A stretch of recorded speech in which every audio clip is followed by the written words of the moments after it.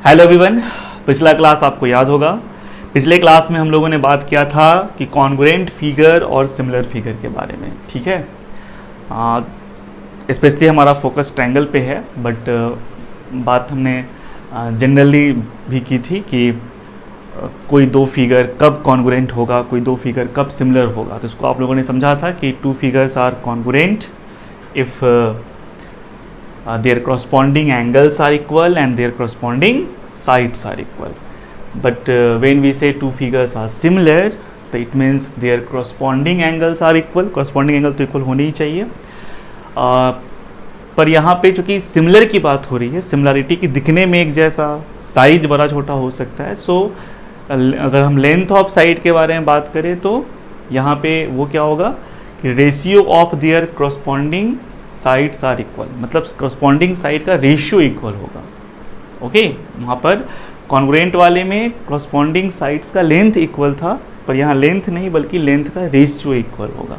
ठीक है, और इसी को दूसरे शब्दों में बोलते हैं कि करस्पॉन्डिंग साइड्स प्रोपोर्शनल होंगे। यानी फिगर कॉन्ग्रुएंट होने के लिए दो कंडीशन तो होना ही चाहिए। पहला करस्पॉन्डिंग एंगल सेम, दूसरा करस्पॉन्डिंग साइड का रेशियो सेम। ट्रायंगल एक स्पेशल टाइप का पॉलीगॉन है जिसमें ये दोनों कंडीशन होना ज़रूरी नहीं है। एक अगर होगा तो दूसरा अपने आप होगा। ठीक है, मतलब दोनों कंडीशंस डिपेंडेंट कंडीशंस है, मतलब ये है तो फिर ये है और ये है तो फिर ये है। ठीक है, एक का होना ही काफ़ी है। थेल्स का नाम सुना होगा आपने, है ना। तो थेल्स ने दो इक्वी एंगुलर ट्रायंगल, अब बात आ रही इक्वी एंगुलर ट्रायंगल क्या है, सॉरी ट्रायंगल क्या है ना। तो इक्वी एंगुलर ट्रायंगल वैसे दो ट्रायंगल को कहते हैं जिसमें करस्पॉन्डिंग एंगल्स सेम हो। अगर दो ट्रायंगल में आपने देखा कि करस्पॉन्डिंग एंगल सेम है तो उसको बोलते हैं इक्वी एंगुलर ट्रायंगल। तो थेल्स ने इस चीज़ को प्रूव किया था कि अगर दो ट्रायंगल इक्वी एंगुलर है, मतलब उसमें करस्पॉन्डिंग एंगल सेम है, तो उनकी करस्पॉन्डिंग साइड के रेशियो भी सेम होंगे। मतलब ये है तो फिर ये अपने आप हो जाएगा। ठीक है, इसको थेल्स ने प्रूव किया था। और इसको प्रूफ करने के लिए थेल्स ने जिस रिजल्ट का यूज़ किया था वो बहुत ही इम्पॉर्टेंट है, और उस रिजल्ट को बोलते हैं बेसिक प्रोपोर्शनैलिटी थ्योरम, है ना। आज के एरा में हम लोग उसे सिर्फ थेल्स थ्योरम के नाम से जानते हैं। मतलब ठीक है, बेसिक प्रोपोर्शनैलिटी थ्योरम बहुत पुराना नाम है, पर जो आज के एज में अगर हम बात करें कि वो थ्योरम किस नाम से जाना जाता है तो उसको थेल्स थ्योरम के नाम से जाना जाता है। ठीक है, तो आज हम क्यों ना उसी थ्योरम पर चर्चा कर ले कि आखिर वो कौन सा रिजल्ट था जिसका यूज करके थेल्स ने प्रूव किया कि अगर दो ट्रायंगल इक्वी एंगुलर होंगे, यानी उनमें करस्पॉन्डिंग एंगल्स इक्वल होंगे, तो उनके करस्पॉन्डिंग साइड के रेशियो भी सेम होंगे। और अगर ये दोनों कंडीशन फुलफिल हो गया तो इसका मतलब होगा कि ट्रायंगल्स आर सिमिलर। ओके, चलिए तो फिर आगे बात करते हैं हम लोग, है ना। आज का जो लेक्चर है उसमें हम लोग बात करेंगे basic proportionality theorem, basic proportionality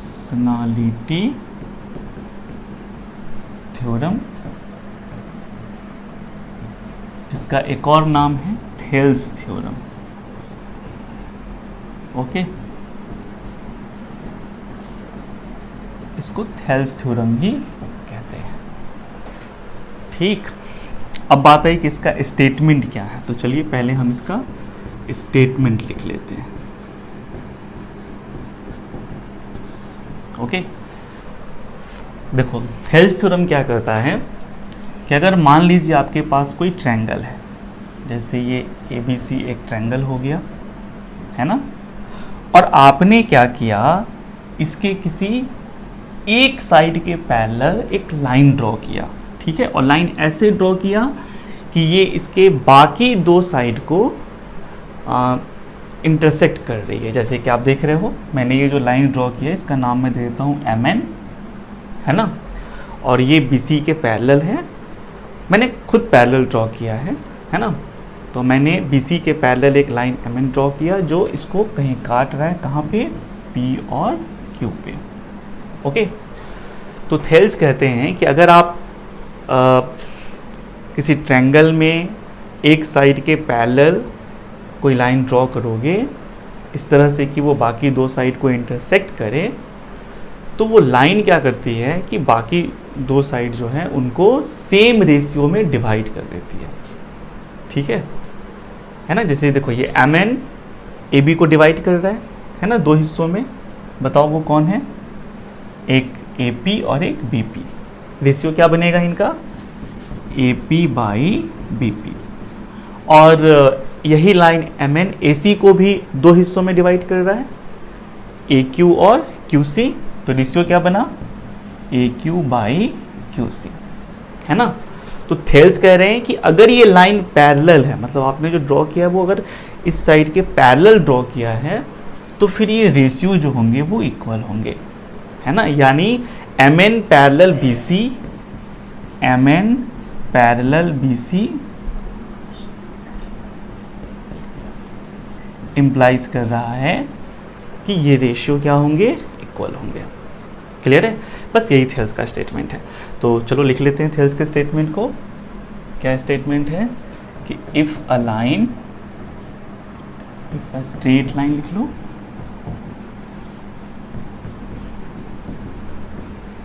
is drawn parallel to one side of a triangle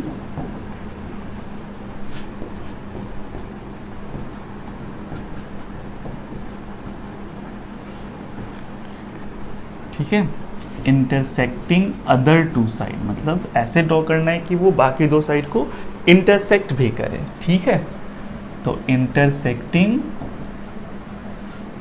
other two sides,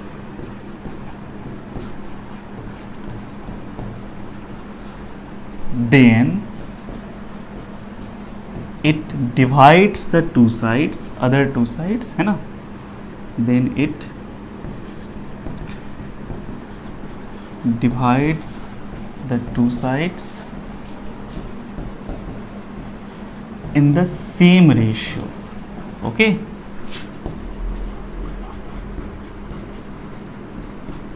है ना। चलो, ये स्टेटमेंट है किसका? थेल्स थ्योरम का, या उसी को बोलते हैं बेसिक प्रोपोर्शनैलिटी थ्योरम। इसको आप शॉर्ट में कह सकते हो बेसिक प्रोपोर्शनैलिटी थ्योरम, यानी बीपीटी। ओके, तो इसको शॉर्ट में क्या कहेंगे? बीपीटी, यानी बेसिक प्रोपोर्शनैलिटी थ्योरम। क्लियर हो गया? इसी का यूज करके थेल्स ने प्रूव किया था कि अगर दो ट्रायंगल इक्वी एंगुलर होंगे, यानी उनमें corresponding side and corresponding angle same होंगे, तो फिर उनके करस्पॉन्डिंग साइड के रेशियो भी सेम होंगे और हेंस दोनों ट्रायंगल सिमिलर होंगे। चलिए अब बात करते हैं इसके प्रूफ पे, है ना, कि आखिर ये जो थ्योरम कह रहा है इसका प्रूफ क्या है। तो आपको तो पता है कि थ्योरम जब प्रूफ करना होता है, ठीक है, तो थ्योरम के बहुत सारे हिस्से होते हैं। जैसे एक हिस्सा होता है जिसको बोलते हैं स्टेटमेंट, तो वो तो मैंने लिख दिया। दूसरा हिस्सा होता है, देखो पहला हिस्सा क्या होता है? स्टेटमेंट। किसी भी थ्योरम को, थ्योरम के जो हिस्से होते हैं वो मैं बात कर रहा हूँ। तो पहला तो हो गया स्टेटमेंट जो मैंने लिख दिया। दूसरा होता है गिवन। तीसरा होता है टू प्रूफ, यानी प्रूफ क्या करना है वो लिखते हैं। उसके बाद अगर कुछ कंस्ट्रक्शन करना पड़ गया तो उसको आप लिखोगे, है ना, और लास्ट में आप प्रूफ देते हो, है ना। ये टू प्रूफ ये वर्ब है और ये वाला प्रूफ आपका नाउन है। ओके, तो यहाँ पे क्या है कि प्रूफ करना है, क्या प्रूफ करना है वो बताना पड़ता है। और यहाँ पे हम प्रूफ रखते नहीं, कहते क्या सबूत है नहीं तुम्हारे पास तो वो सबूत यहाँ पे पेश होता है जज साहब के सामने, और लास्ट में जज साहब फैसला कर देते हैं कि हाँ भाई एकदम सही जो बोल रहे हो, बिल्कुल ठीक, राइट। चलिए, तो स्टेटमेंट तो हो गया हमारा। अब हम जो क्या करते हैं गिवन में लिख जाते हैं, ठीक है। तो सबसे पहले बात जान लीजिए, देखो गिवन में क्या करते हैं? गिवन में कुछ नया नहीं करते, ठीक। स्टेटमेंट में जितनी बातें लिखी हुई है बस उसी के हिसाब से फिगर ड्रॉ करेंगे, है ना। उसमें जिस जिस चीज़ की चर्चा होगी, ट्रायंगल की चर्चा होगी तो ट्रायंगल बनाएंगे, या फिर और किसी क्वांटिटी की चर्चा है तो उसके बारे में काम करेंगे, ठीक है। कुछ भी एक्स्ट्रा नहीं, और बस उस फिगर में जो नाम वगैरह दिए हैं वो लिख देते हैं, ठीक है। जैसे अभी आपके थेल्स थ्योरम में किसकी चर्चा है बताओ? एक स्ट्रेट लाइन है जो कि ट्रायंगल के किसी एक साइड के पैरेलल ड्रॉ किया गया है और दो साइड को पॉइंट पे काट रहा है, बस इतनी ट्रायंगल और एक लाइन जो दो साइड को काटे, तो बस उतना ही करना है, ठीक है, कुछ एक्स्ट्रा नहीं करेंगे। तो चलो फटाक से फिगर बना लेते हैं, ठीक है। ये आपका रहा ABC एक ट्रायंगल जिसमें हम ड्रॉ कर रहे हैं BC के पैरेलल एक लाइन, ये लाइन का नाम दे दो MN, और ये इंटरसेक्ट कर रही है बाकी दो साइड को किस पॉइंट पे भैया? P और Q पे, और हमें साबित करना है AP बाई PB बराबर है AQ बाई QC के। ओके, बस इतनी बात है, फटाफट इसको लिख देते हैं, ठीक है। तो ABC भी एक ट्रायंगल, ये आपका गिवन में हो जाएगा, ABC आपका एक ट्रायंगल है, और MN जो है वो पैरेलल है किसके? BC के, है ना, which intersect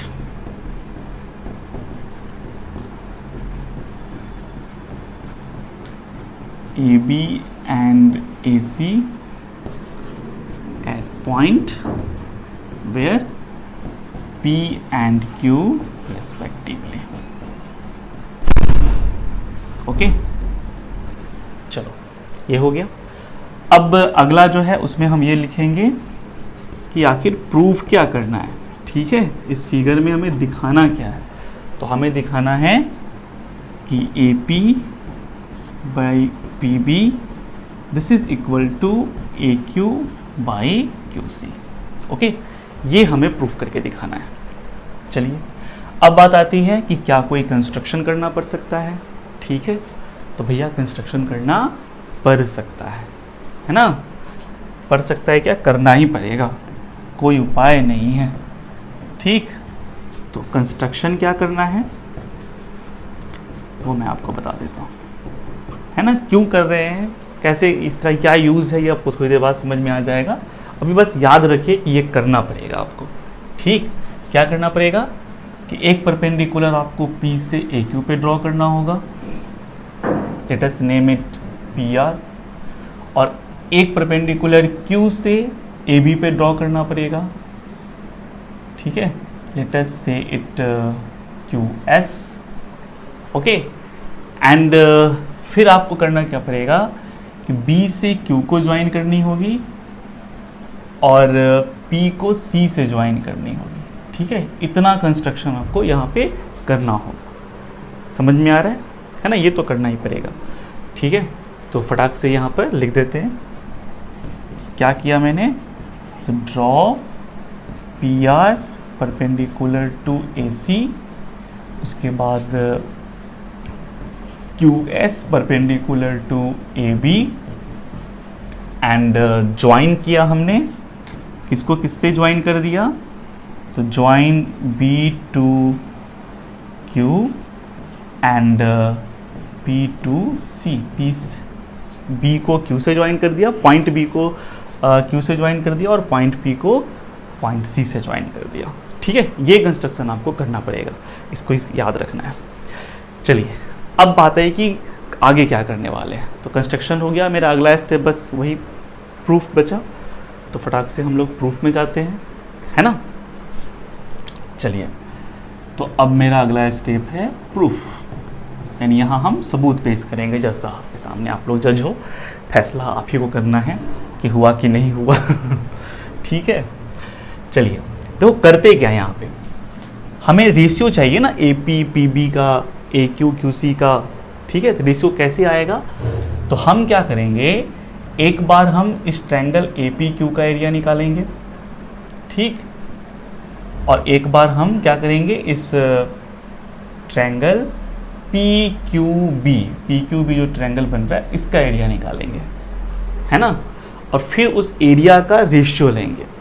देखो, APQ में AP बेस है और QS क्या होगा, इसकी हाइट, अल्टीट्यूड, ध्यान से देखो, है ना। अल्टीट्यूड किसी ट्रायंगल में अल्टीट्यूड क्या होता है बताओ, किसी ट्रायंगल में अगर हम अल्टीट्यूड की बात करते हैं, अल्टीट्यूड यानी हाइट, तो अगर ये बेस है तो जितना ऊंचा इस बेस पे जब ट्रायंगल को खड़ा कर रहे हैं, जितना ये ऊंचा दिख रहा है ना, जो इसकी हाइट है, जो परपेंडिकुलर ये ड्रॉ करोगे, ये जो लेंथ आएगा, दिस इज अल्टीट्यूड।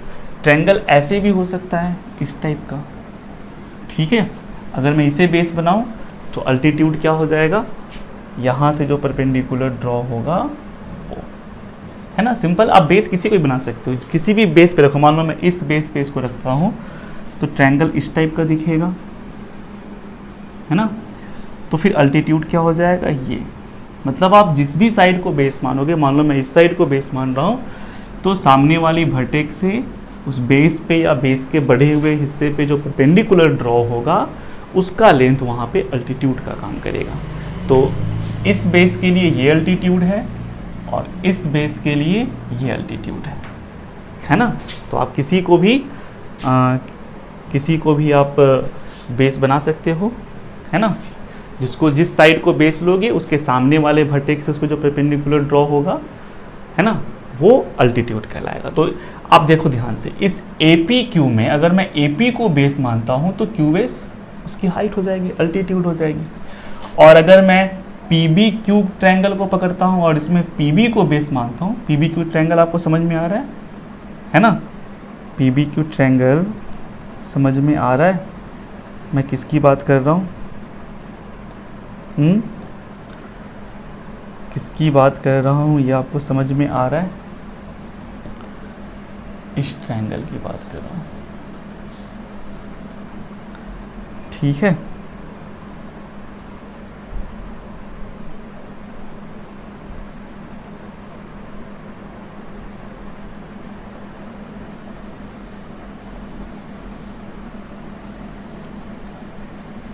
इस ट्रायंगल की बात कर रहा हूँ। तो इस ट्रायंगल में ध्यान से देखो, ये जो आपका ट्रायंगल है, इस ट्रायंगल में अगर मैं PB को बेस मानता हूँ तो Q से जो ये परपेंडिकुलर ड्रॉ किया गया है QS, ठीक है, ये क्या बन जाएगा, ये हाइट बन जाएगा। देख रहे हो ना, समझ में आ रहा है कि नहीं आ रहा है। और अगर मैं, अच्छा ठीक है, आपने यहाँ क्या ऑब्जर्व किया कि आपका जो ट्रायंगल है APQ, इसमें AP बेस तो अल्टीट्यूड QS, और जब मैं PBQ को पकड़ूंगा तो PB को बेस लूंगा तो उस केस में भी QS ही अल्टीट्यूड आएगा, राइट, है ना। और जब मैं उस एरिया का रेशियो निकालूंगा तो अल्टीट्यूड कैंसिल हो जाएगा और बेस का रेशियो बनेगा, ठीक है, AP/PB, है ना, रेशियो वहाँ से मिलेंगे। तो हम लोग बस यही करने जा रहे हैं, ट्रायंगल के एरियाज निकाल के उनका रेशियो निकालेंगे तो जिससे हमें ये रेशियो मिल सके, ठीक है। तो चलो फटाक से काम शुरू करते हैं हम लोग। तो अगला स्टेज हमारा प्रूफ है, तो हम सीधा सीधा प्रूफ में चलते हैं। करने क्या वाले आपको पता ही है, ट्रायंगल्स का एरिया निकालेंगे। APQ का एरिया क्या होगा बताओ, लिखते चलो फटाफट। Area of triangle APQ this is equal to half into base into height. यही हम लोग फॉर्मूला यूज़ कर रहे हैं, बेस इंटू अल्टीट्यूड या फिर हाइट जो लिख दो, तो हाफ। बताओ यहाँ पे बेस क्या है, बेस हम किसको ले रहे हैं, AP को, और अल्टीट्यूड QS, ठीक। तो AP इंटू QS, ये हमारा हो जाएगा फर्स्ट इक्वेशन। अब हम निकालेंगे एरिया ऑफ ट्रायंगल, ट्रायंगल का नाम देख लो PQB, ये वाला ट्रायंगल, ठीक है, ये जो ट्रायंगल बन रहा है PQB, इसमें तो इसका एरिया होगा वही बेस इंटू हाइट करेंगे, बेस PB हाइट QS।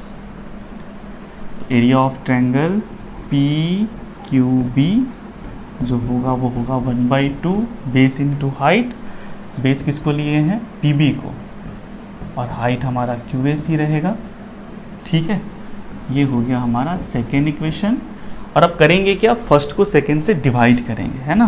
तो फर्स्ट डिवाइडेड बाय सेकेंड, देखो क्या आ रहा है, एरिया ऑफ ट्रायंगल APQ बट्टा area of triangle PQB equal to, देखिए यहाँ पर क्या आता है, हाफ AP इंटू QS बट्टा half P B into Q S.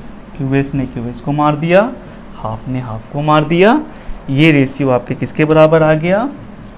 A P by P B के। इसको मान लीजिए इक्वेशन नंबर 3।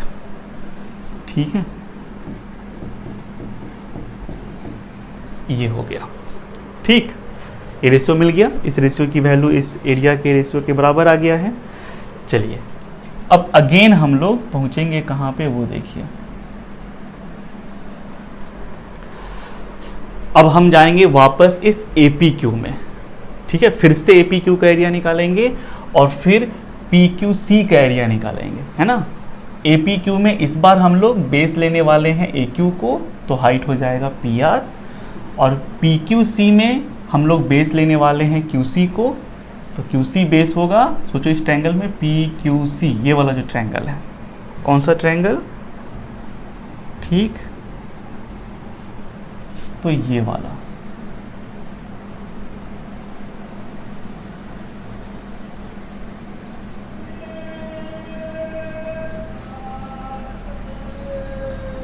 ठीक, तो इस वाले ट्रायंगल में ध्यान से देखो, अगर मैं बेस QC को लेता हूँ तो मेरा हाइट क्या बनेगा? PR, है ना। तो एक बार जाते हैं APQ में, AQ बेस PR हाइट, फिर जाएंगे PQC में, QC बेस अगेन PR ही हाइट रहेगा। तो फिर जब हम रेशियो लेंगे तो फिर एरिया का रेशियो लेंगे तो अगेन AQ बाई QC आएगा। ठीक है, करके देख लेते हैं। APQ अगेन फॉर्मूला वही है, 1/2 बेस इंटू हाइट, लेकिन इस बार जो बेस होगा हमारा वो हमारा AQ होगा और हाइट इस बार क्या हो जाएगा देख लो। APQ में बेस AQ है, हाइट हमारा PR है। ठीक, तो हाइट हो गया PR। इसको मान लीजिए इक्वेशन नंबर 4। फिर निकालेंगे एरिया ऑफ ट्रायंगल। ट्रायंगल का नाम देख लो क्या है? PQC, है ना। PQC में बेस QC, हाइट PR रहेगा। तो PQC this is equal to 1/2 base आपका हो जाएगा QC और हाइट अगेन PR ही रहेगा। This is equation number 5। अब हम क्या करेंगे, इसको डिवाइड कर लेते हैं। तो area of triangle APQ divided by area of triangle PQC and this is equal to what? Half AQ into PR बट्टा half QC into PR। PR ने PR को मार दिया, हाफ ने हाफ को मार दिया, सीधा सीधा रेशियो क्या आया? AQ by QC। इसको मान लीजिए इक्वेशन नंबर 6। अब आप जरा इक्वेशन नंबर 3 और 6 को देखिए। देखो 3 में हमने वैल्यू निकाली है, एक तरह से आप कह सकते हो AP बाई PB का, जो इस दो एरिया के रेशियो के बराबर आ रहा है। और फिर हमने जब AQ बाई QC निकाला तो वो इस एरिया के रेशियो के बराबर आ रहा है। अब जरा ध्यान से देखिए, इस दोनों रेशियो में, मतलब जो एरिया का रेशियो इसमें ध्यान से देखिए, है तो ये फ्रैक्शन ही ना, मतलब P बाई Q के रूप का, राइट। तो ऊपर वाला देखिए न्यूमरेटर तो सेम है, 3rd में और 6 में आपको न्यूमरेटर सेम दिख रहे हैं। देखो एरिया ऑफ ट्रायंगल APQ यहाँ भी है और है आगे बढ़ जा रहे हैं, हाँ, और एरिया ऑफ ट्रायंगल APQ यहाँ भी है। तो ऊपर वाला तो सेम है भैया। अब अगर नीचे वाला भी सेम हो जाए तो फिर ये वैल्यू सेम हो जाएगी, तो फिर दोनों रेशियो जो AQ बाई QC है और AP बाई PB है वो आपस में सेम हो जाएंगे, है ना। तो न्यूमरेटर तो यहाँ सेम दिख रहा है ना। देख लो ऊपर में एरिया ऑफ ट्रायंगल APQ यहाँ लिखा हुआ है 6 में, और अगेन जब आप 7 में जाओगे तो वहाँ भी वही मिल रहा है एरिया ऑफ ट्रायंगल APQ। तो ऊपर वाला तो सेम है, बस नीचे वाला सेम हो जाता है। अब नीचे वाले में क्या है जरा देखो, है ना, कि आखिर ये क्या चीज़ है। तो नीचे वाला में डिनोमिनेटर की जगह पर कौन है, तो एरिया ऑफ ट्रायंगल PQB, ठीक, और इसमें है एरिया ऑफ ट्रायंगल PQC। तो PQB और PQC पर ज़रा फोकस करें कि ये कैसे ट्रायंगल है भैया। तो PQC तो आप देख रहे हो, और PQB कौन है, तो PQB ये वाला ट्रायंगल हो गया। ठीक है। अब ध्यान से देखो, ये दोनों ट्रायंगल्स का में पी क्यू कॉमन है ना, दोनों ट्रायंगल का बेस जो है ना वो पी क्यू है, ठीक। और ये दोनों triangle same parallel P Q और बी सी के बीच बने हुए हैं। अगर थोड़ा सा दिखने में दिक्कत हो रही है तो मैं एक काम करूँगा, आप थोड़ा सा इमेजिन करना कि मैं इसको ना ऐसे फोल्ड कर रहा हूँ, ठीक है, एम एन के अबाउट मैं इसे फोल्ड कर रहा हूँ। तो फोल्ड कर रहा हूँ तो ये जो नीचे है वो ऊपर चला जाएगा। इमेजिन कर पा रहे हो भैया? Imagination is more powerful then knowledge, है ना। ये आइंस्टीन ने कहा था कि इमेजिनेशन नॉलेज से ज़्यादा पावरफुल है। तो इमेजिन करना बहुत ज़्यादा इंपॉर्टेंट है, ओके। तो एक बार फिर से कोशिश करके देखो, ये जो एम एन लाइन है इसके अबाउट मैं इसे फोल्ड कर रहा हूँ, तो फोल्ड करूँगा तो ये पूरा हिस्सा ऊपर चला जाएगा, ठीक है। तो फिर फिगर कैसा दिखेगा? फिगर आपका कैसा दिखेगा? ज़रा इसको इमेजिन करो। फिगर आपका कुछ इस टाइप का दिखेगा। ये आपका P था, ये आपका Q था, और ये ऊपर चला जाएगा BC, इस टाइप से हो जाएगा। ये B है, ये आपका C है, और ऐसा यही ट्रायंगल है। देख पा रहे हो, है ना। जो दोनों ट्रायंगल थे वो आपके ऊपर चले गए।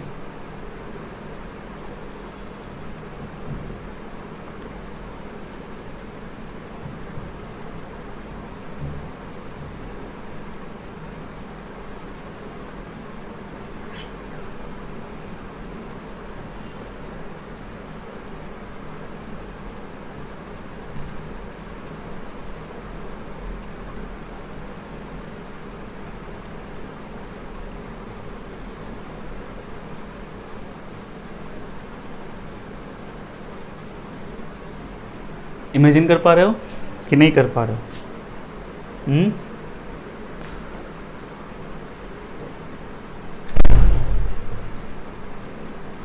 इमेजिन कर पा रहे हो? दो ट्रायंगल है, देख लो एक बार फिर से। ये था आपका पी क्यू, है ना, ये बी सी था। मैंने क्या किया, इसको सीधे ऐसे फोल्ड किया पी एम एन के अबाउट ऐसे, तो फोल्ड किया तो ये जो नीचे हिस्सा है ये ऊपर चला गया, ठीक। तो ऊपर चला गया तो नज़ारा कुछ इस टाइप का हो गया। अब देख पा रहे हो पी क्यू, और ये ऊपर चला गया हुआ है। तो एक ट्रायंगल आपका पी क्यू सी है और एक ट्रायंगल आपका पी बी सी है, सॉरी पी बी क्यू है। और इन दोनों ट्रायंगल को देखो, दोनों में बेस तो पी क्यू है और दोनों सेम पैरेलल्स के बीच है। अब सेम पैरेलल के बीच होने से क्या हुआ कि इनका अल्टीट्यूड तो सेम हो गया, है ना, दोनों का अल्टीट्यूड तो सेम हो गया। बेस सेम, अल्टीट्यूड सेम, तो एरिया तो सेम ही होगा है कि नहीं, है ना। यानी अगर दो ट्रायंगल सेम बेस और सेम पैरेलल के बीच हो तो उनके एरिया क्या होते हैं? सेम होते हैं। ऑब्वियस है ना, क्योंकि बेस सेम है, हाइट सेम है, तो फिर एरिया तो सेम होगा ही होगा, है ना। तो चलो, तो इस थ्योरम का हम लोग यूज कर लेते हैं और लिख देते हैं कि ये दोनों एरिया सेम है ना। चलो लिख देते हैं कि since triangle PQC and triangle PQB, है ना, have same base PQ and they are formed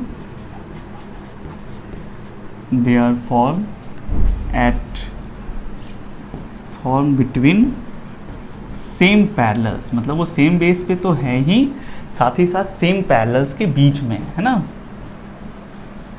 same parallels, okay. So same parallel, कौन सा पैरेलल? पी क्यू और बी सी पैरेलल है ना। मैं लिख देता हूँ यहाँ पे पी क्यू पैरेलल किसके है? बी सी के। Hence their areas must be same. इनके एरिया क्या होने चाहिए? सेम होने चाहिए। So area of triangle PQB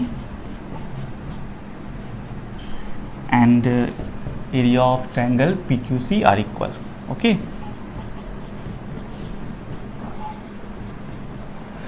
अब देखो, जब ये दोनों एरिया सेम है तो इसका मतलब ये हुआ कि अब जो रेशियो बनेगा, कौन सा रेशियो बनेगा, तो area of triangle A P Q बट्टा area of triangle P Q B, this must be equal to area of triangle A P Q बट्टा एरिया ऑफ ट्रायंगल कौन सा, पी क्यू सी, राइट।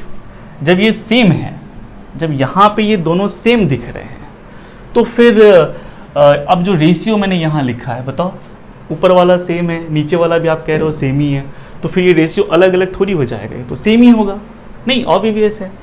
तो इसका मतलब ये रेशियो सेम हो गया। अच्छा, इसकी वैल्यू क्या है, देखो इक्वेशन 3 में इसकी वैल्यू लिखी हुई है ना, कि इसकी वैल्यू है A P by P B, और सेकेंड वाले जो में RHS में जो था उसकी वैल्यू क्या लिखी हुई है, ए क्यू बाई क्यू सी, है ना। तो चलो इनकी वैल्यूज मैं यहाँ पुट कर देता हूँ। इसकी वैल्यू है A P by P B और इसकी वैल्यू है A Q by Q C. हो गए ना दोनों बराबर, समझ में आ गया है ना।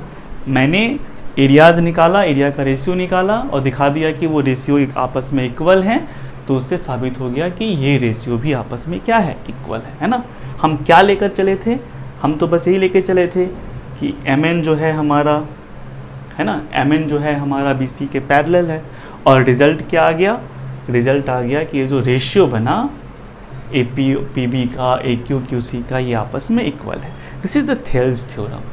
समझ में आ रहा है, ये थेल्स थ्योरम है। थेल्स थ्योरम कहता है कि अगर कोई ट्रायंगल है आपके पास और आपने उस ट्रायंगल में, ठीक है, उस ट्रायंगल में एक लाइन ड्रॉ की जो उसके एक साइड के पैरेलल है, और इस तरह से ड्रॉ की कि वो बाकी दो साइड को कहीं काट रही है, तो वो लाइन क्या करेगी, उस बाकी दो साइड को सेम रेशियो में डिवाइड करेगी, है ना। यानी इसका मैं नाम दे दूँ, अच्छा मैं सीधे PQ भी तो बोल सकता हूँ इस लाइन को, है ना। तो यानी थेल्स कहता है कि अगर PQ पैरेलल है BC के, तो इसका मतलब होगा कि AP बाई PB बराबर है AQ बाई QC, ठीक है। अब एक सवाल उठता है कि क्या इसका कन्वर्स सही है। कन्वर्स मतलब कि चलो पैरेलल है तो रेशियो इक्वल हो गए, अगर रेशियो इक्वल है तो क्या लाइन पैरेलल होंगे। मतलब मुझे नहीं पता कि ये पैरेलल है कि नहीं, और मैंने एक जगह ऑब्जर्व किया कि ये रेशियो इक्वल था AP PB का, AQ QC का, तो क्या ज़रूरी है कि लाइन पैरेलल होगा ही, है ना। मतलब ये इसको इम्प्लाई कर रहा है, तो क्या ये भी इसको इम्प्लाई कर रहा है ना, क्या ये भी इसको इम्प्लाई कर रहा है, ये एक सवाल बनता है यहाँ पे, है ना। समझ में आ रहा है। देखो डबल इम्प्लीफिकेशन हर जगह काम नहीं करता। जैसे आज संडे है ना, टुडे इज संडे, तो आज अगर संडे है तो इसका मतलब है कि आज हॉलीडे हो गया है ना। संडे का मतलब हॉलीडे, बट क्या हॉलीडे का मतलब संडे हुआ, नहीं। समझ में आया। मैंने पूछा कि आज काम पे नहीं गए, तो उसने कहा कि आज तो हॉलीडे है, तो इसका मतलब क्या ये बात वहाँ पे श्योर हो पा रही है कि आज संडे ही है, नहीं ना। कोई और डे भी तो हो सकता है, छुट्टी किसी और कारण से भी हो सकती है, राइट। तो हॉलीडे तो संडे इंप्लाई नहीं कर रहा ना, संडे भले ही हॉलीडे इंप्लाई कर रहा है, पर हॉलीडे तो संडे इंप्लाई नहीं कर रहा। ये इसको इंप्लाई कर रहा है पर ये इसको इंप्लाई नहीं कर रहा है। तो ये डबल इम्प्लीकेशन हर जगह काम नहीं करता है, और इसलिए जहाँ जहाँ भी डबल इम्प्लीकेशन काम करता है उस बात को हम लोग नोट करते हैं, याद रखते हैं कि नहीं ये यहाँ पे काम करता है, यहाँ पे डबल इम्प्लीकेशन है, यहाँ दोनों एक दूसरे को इम्प्लाई कर रहे हैं। तो थेल्स थ्योरम में जो रिजल्ट आया है कि अगर ये लाइन पैरेलल होगी तो फिर पैरेलल होने का मतलब पैरेलल होना इम्प्लाई करेगा रेशियो इक्वल है, तो इसका कन्वर्स भी यहाँ सही होता है। यहाँ डबल इम्प्लीकेशन काम करता है कि अगर रेशियो इक्वल है तो फिर लाइन पैरेलल भी पैरेलल होगा, 100% पैरेलल होगा। मतलब दिस इम्प्लाइज दिस, ठीक है। ये थेल्स थ्योरम है, और इसका जो कन्वर्स हुआ वो क्या हुआ, तो इसका कन्वर्स हो गया कि अगर